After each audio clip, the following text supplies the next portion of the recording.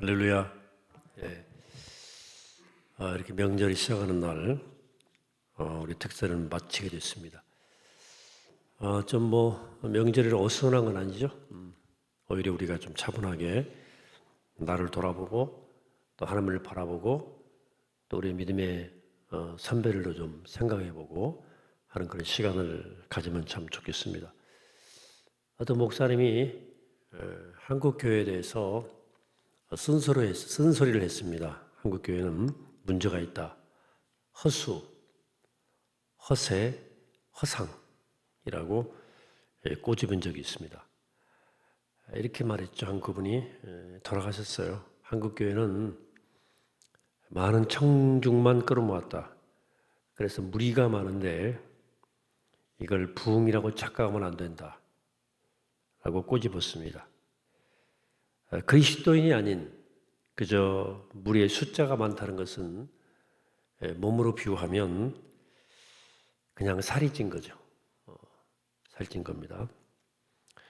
여러분, 비만을 건강이라고 말하지는 않습니다. 물론 많은 무리 속에 그리스도인도 있겠지만 그 무리가 다 그리스도인인 것은 아니다고 하는 거죠. 그리고 그리스도인 가운데 과연 제자가 얼마나 되겠느냐 하는 것도 또 다른 문제가 되겠습니다. 그래서 무리는 모지만 제자를 세우는 일에 관심이 없는 교회, 지난 수십 년 동안의 허수, 허세, 허상이라고 하는 그림에 속아 온 게 아니냐, 성찰하자는 거죠. 그러면서 교회는 점점 구조선의 역할을 또 기능을 잃어버리고 유람선처럼 되어가고 있습니다. 교회가 하나의 사교단체, 동호회처럼 되어버리고 있습니다. 그냥 하나 단순한 교제의 모임 정도로 전락하고 있다고 하는 거죠. 이렇게 된 이유를 세 가지 좀 정리해 볼 수 있겠습니다. 첫째는 복음의 부재입니다. 한국교 성도들은 교회에 발을 디는 순간 복음을 듣는 게 아니라 교회 생활을 배우게 돼요. 일단 적응을 해야 되니까 이 굉장한 역기능을 낳았는데 1차적 책임이 바로 목회자들입니다. 부끄럽지만 저 같은 목회자의 책임이 제일로 커요. 교회의 첫 발을 디는 모든 성도에게 가장 먼저 복음을 말했어야 되는 겁니다. 말해야 하고, 그리고 두 번째는 자연적으로 교회가 양육이 부재하다는 거죠.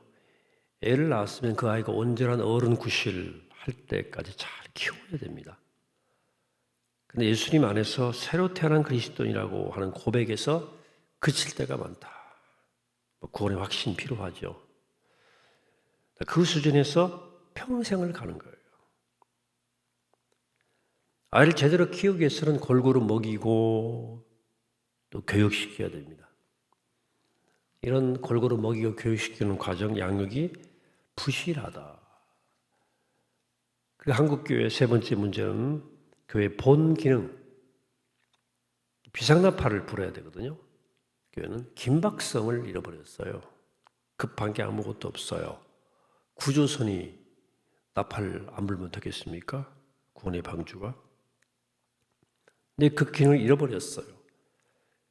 교회가 좀 폄하되고 있고 교회가 어딜 가는지 또 예수 믿는 사람들 만나고 십자가를 교패를 붙인 집들이 곳곳에 보이니까 전대 긴박성 인식하지 못할 수도 있죠. 그러니까 한국은 이 세 가지 문제, 복음과 양육과 전도, 선교가 없어요.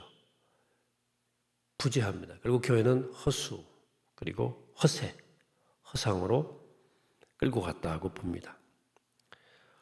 오늘 본문 19절입니다. 그러므로 너희는 가서 모든 민족을 제자로 삼아 아버지와 아들과 성령의 이름으로 세를 베풀고, 예수님 우리에게 너희는 가서 모든 민족을 제자로 삼아라.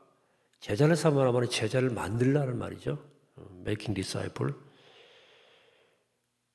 제자 만드는, 제자 훈련 그러는데요. 이걸 어떤 특별한 교회에서 하는 프로그램 정도로 오인을 합니다. 제자 훈련. 여러분, 제자 훈련은 프로그램은 아닙니다. 복음의 본질이죠. 어떤 특수부대를 만드는 것 것도 실력을 있는 사람을 키우는 것도 아닙니다. 제자 훈련은 예수 그리스도의 성품과 인격과 그분의 마음을 배워가는 것이지만 프로그램은 아닙니다. 그것은 우리 온 인생과 삶을 통해서 나타내야 하는 우리 그리스도인들의 삶의 본질이에요. 제자가 되어야 되는 거예요. 하나님은 이 세상과 교회를 위해서 프로그램을 찾는 것이 아니고 영적으로 잘 준비된 사람을 찾고 계시는 것입니다. 근데 오늘날 교회가 자꾸 어떤 방법이, 어떤 프로그램이 좀 더 많은 사람들을 조금 모을 수 있을까를 많이 고민하죠. 그래서 사람이 많이 모인 것을 부흥이라고 이해합니다. 여러분 성경을 잘 보시면 성경 어디에도 사람 많이 모인 것을 부흥이라고 말한 적은 없습니다. 부흥이란 죽었던 영혼들이 성령의 강력한 역사와 말씀의 능력으로 죽은 영혼이 살아나는 거예요. 죽었던 영혼이 살아나는 게 부흥 리바이벌입니다. 부흥입니다. 또 제자훈련에 대한 또 하나의 오해는 제자훈련을 정예와 전략으로 이해하는 것입니다. 최적화된, 그러나 제자훈련은 어떤 특수부대 만들 건 아닙니다. 그 목사나 교회 입맛에 딱 맞는 사람 길러내는 게 아니고요. 그게 제자훈련 아니고요. 또 하나 제자훈련은 실력 있는 사람을 만드는 것도 목표로 하지 않습니다.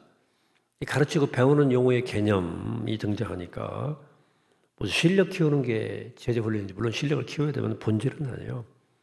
이 제자훈련 어설프게 하면요, 이 사람이 제자가 너 선생이 되려고 그래요. 머리만 가서 나무 가르치려고 그래요. 손발은 나오지 제자가 안 되고.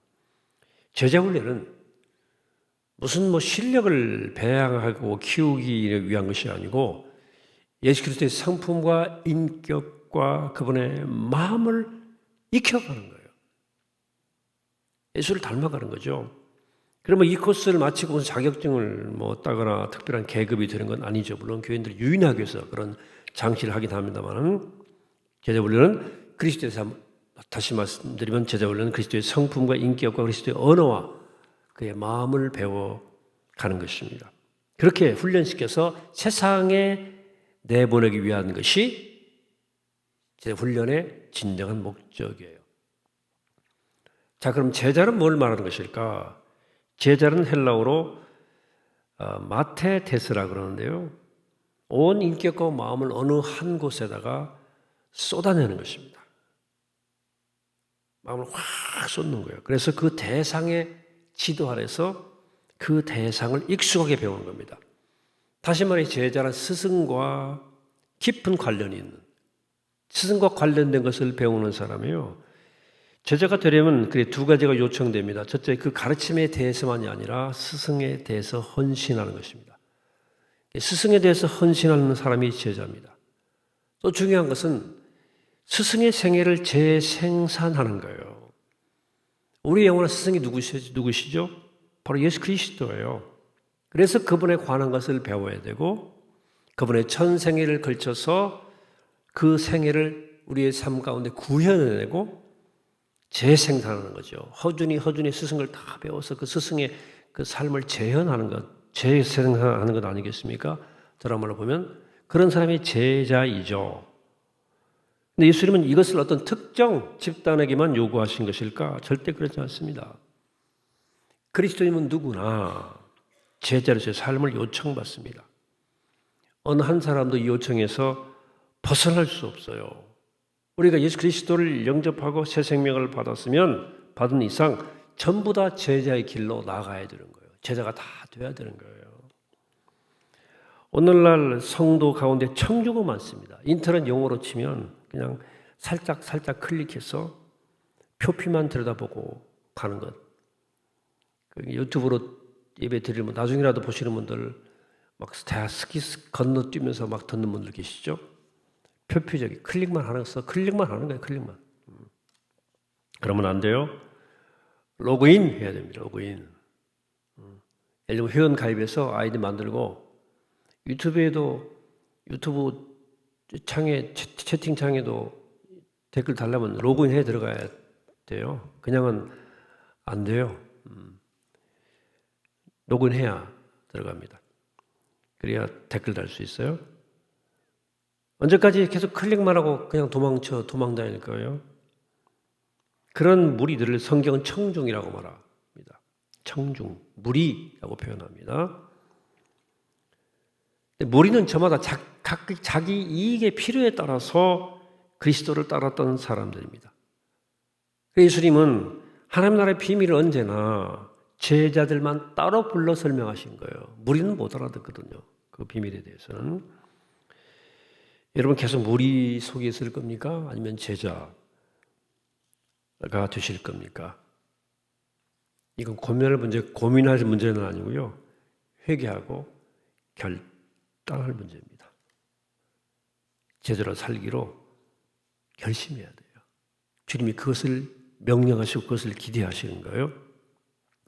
자, 제자에 대한 몇 가지 설명을 제가 5가지를 제가 의미를 설명드리겠습니다. 첫째, 제자는 뭐냐? 배우는 자예요. 배우는 자. 예수님 어제 본 마태 11장 29절에서 나는 마음이 온유하고 겸손하니 나의 멍에를 메고 내게 배우라. 그리하면 너희의 마음이 쉼을 얻으리니. 예수님은 나의 멍에를 메고 내게 배우라. 그렇게 말씀하셨죠. 그분의 제자가 되려면 그분의 멍에를 메야 된다. 그분의 멍에는 뭡니까? 주님이 지고 가셨던 십자가의 삶이에요. 우리 향해서 그걸 같이 메고 배우자는 거예요. 소리나 쟁기를 끌기 위해서 마소의 목에 얹는 그 구부러진 막대를 멍이라고 그러지 않습니까? 이 멍이를 같이 매면 아무리 몸부림을 쳐도 절대로 다른 방향으로는 혼자는 못 갑니다. 소 2마리가 멍이를 같이 이렇게 맸는데 한 마리가 뻗대면 다른 한 마리는 너무 힘들어요. 그리고 멍이를 같이 맸다면 뻗대지 말고 항상 같은 방향으로 길을 가야 됩니다. 제자는 예수의 멍이를 메고 평생 예수를 따르며 예수와 동행하며 스승 예수를 배우는 사람이에요. 제자는. 둘째로 제자는 그분의 가르침을 따르는 사람입니다. 팔로워예요. 누가복음 9장 23절 또 무리에게 이르시되 아무런지 나를 따라오려거든 자기를 부인하고 날마다 제 십자가를 지고 나를 따를 것이니라. 예수님은 제자들에게 나를 따르라 그렇게 요구하십니다. 여기에 몇 가지 전제가 있죠. 날마다 제 십자가를 지고 따라오래요. 예수님이 지셨던 그 십자가를 이야기하면서 우리에게도 십자가가 있다고 말씀하시는 겁니다. 예수의 제자가 되려면 그래서 첫째는 그분을 배워야 되고 두 번째는 배운 대로 행해서 자기를 부인하고 자기 십자가를 지고 그분을 따라야 돼요. 여기 따른다는 그냥 쫄쫄쫄 물리적으로 졸졸졸졸 뭐 그냥 따라다닌다는 뜻이 아니고요. 자기의 모든 가치와 모든 삶을 그분 앞에 헌신하고 결단하고 좇는 것을 뜻합니다. 세 번째, 제자는 그리스도를 믿는 자예요. 요한복음 5장 24절 내가 진실로 진실로 너에게 이르노니 내 말을 듣고 또 나를 보내신 이를 믿는 자는 영생을 얻었고 심판에 이르지 아니하나니 사망에서 생명으로 옮겼느니라. 여기 요한복음에 주목하는 말은 영생을 얻었고입니다. 이 말이 시제가 완료형이에요. 그러니까 예수 그리스도의 말을 듣고 그분을 보내신 이를 믿는 자는 이미 영생을 얻었다는 거예요. 예수 그리스도께서 십자가에 죽으신 사건은 한 번 있었던 사건입니다. 그런데 이 말은 영생을 얻었고 이건 한 번 죽으신 사건의 효과가 영원하다는 선언이에요. 효과가. 그러니까 내가 아무리 실수를 하고 연약함에 빠질지라도 우리에게 임했던 그 구원은 절대 변경되거나 취소되지 않는다. 이걸 칭의 혹은 견인이라고 말한다. 신학적으로. 하나님이 한 번 너는 내 아들 내 딸이라고 칭한 그 사람은 끝까지 견인해 주신다. 데려가 주신다. 여기에 우리의 공로와 의가 없어요. 주님이 그렇게 하시는 거예요. 운동에 두세 사람이 이렇게 발을 묶고 뛰는 걸 2인 삼각이라고 그러죠. 3인 사각도 있습니다. 이 게임이죠. 내가 좀 달리기를 못해도 지구력이 좀 모자라도 빠른 사람, 튼튼한 사람에게 묶여 있으면 그냥 같이 갈 수 있어요. 영창차. 질질 끌려서라도 고린 시험까지 가게 되어 있습니다. 그래서 성령님이 우리 가운데 오신 거예요. 죄송합니다. 머리카락이 들어가네요. 예수님 승천하기 전에 이렇게 말씀하셨어요. 제자들에게 요한복음 14장 18절에서 내가 너희를 고와 같이 버려두지 아니하고 너희에게로 오리라. 그리고요 드디어 오직 성령이 너에게 임하시면 너희가 권능을 받고 예루살렘과 온 유대와 사마리아와 땅끝까지 이르러 내 증인이 되리라. 예수님의 약속대로 성령님께서 오셨어요. 우리가 주님을 따르도록 성령님이 기다려주시고 때로는 참고 때로는 밀어붙이고 때로는 강권적으로 역사하시는 거예요. 이 과정에서 누구도 빠져나갈 수 없습니다. 그냥 한 대 얻어 터지고 오느냐, 그냥 빨리 10대 맞고 오느냐의 차이, 한 대만 맞고 오느냐, 한 대 맞는 게 낫겠죠? 빨리 오는 게 10대 맞은 차이뿐이지 하나님이 다 견인하셔요. 네 번째 제자는 서로 사랑하며 섬기는 자입니다. 예수님이 이 땅에 오신 목적을 마가 10장 45절은 이렇게 말씀합니다. 인자가 온 것은 섬김을 받으려 함이 아니요 도리어 섬기려 하고 자기 목숨을 많은 사람의 대속물로 주려 함이니라고 말씀하십니다. 이건 매우 중요한 예수님의 자기 목적 진술입니다. 이와 같은 길을 우리 제자들에게도 요구하신다. 요한복음 13장을 보시면 예수님이 허리에 수건을 동이시고 베드로를 포함한 12 제자들의 발을 씻기지 않습니까? 그 장면이 나온 요한복음 13장은 이렇게 시작됩니다. 1절에서 6월절 전에 예수께서 자기가 세상을 떠나 아버지께로 돌아가실 때가 이런 줄 아시고 세상에는 자기 사람들을 사랑하시되 끝까지 사랑하시더라. 자기 사람들을 끝까지 사랑하시는 마음으로 제자의 발을 씻긴 거예요. 섬기신 거예요, 주님께서. 여러분, 그러니까 교회 일꾼을 뽑을 때 좀 지원하세요. 내가 얼마나 부족한 사람인데 일꾼이 될 수 있을까 하고 사양하는 분들이 많은데 12 제자의 면면을 볼 때 거기 온전한 인간이 있습니까? 도둑놈도 있고 사기꾼도 있고 저거 사람 될까 싶은 사람들을 모아서 12사도 만드신 거예요. 여러분, 교회에서 함께할 사람을 찾을 때 하나님이 하실 것이니까 걱정 마시고 순종하세요. 내가 부족하다고 생각하는 사람은 하나님께 더 도움을 구하고 그게 믿음이죠. 의지하고 순종하시면 되는 거거든. 내가 하는 거 아니에요. 교회 성도를 섬기겠다는 마음으로 주님의 제자가 되겠다는 마음으로 주님이 걸으셨던 그 길을 같이 따라 걷는 거예요. 성령님께서 우리를 자신과 한 덩어리로 묶어 놓으시기 때문에 염려할 필요는 없습니다. 다 그분이 하십니다. 특별히 한데 능력을 받아가지고 무슨 대단하게 돋보이는 사람이 예수님의 제자가 되는 게 절대 아니에요. 예수님의 제자는 겸손하면 돼요. 섬기고 순종하고 나아질 줄 알면 끝이에요. 특별한 능력 없습니다. 그런 사람이 제자예요. 또 정해진 매뉴얼대로 사는 것도 아니고요. 성경에 그런 매뉴얼을 요구한 적도 없고요. 그냥 주님의 성품을 따라서 주님 발자취를 따라서 그냥 같이 그분과 함께 걷는 것. 이게 제자의 삶이에요. 그분과 얽히면 돼요. 엮이면 됩니다. 그냥 같이 가면 돼요. 그냥. 그거 싫어서 버티니까 제자가 못 되는 거지. 성령님이 도와주신다니까요. 견인해 주세요. 멍에를 같이 매면 질질 끌고라도 가신다니까 끝까지. 끝으로 5번째, 제자는 세상으로 보냄을 받은 자입니다.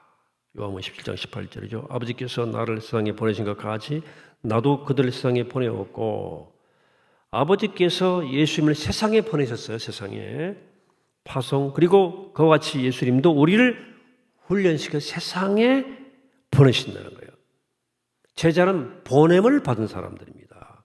신학적으로 사도성이라고 말합니다. 사도란 아포스톨은 사도란 보냄을 받은 자라는 뜻이에요. 우리가 적어도 그리스도인이라면, 아니 그리스도인으로서 제자가 되었다면 우린 반드시 보냄 받은 사람으로 살아야 됩니다. 제자는 가정과 일터와 회사, 학교 등으로 보냄 받은 사람들이에요.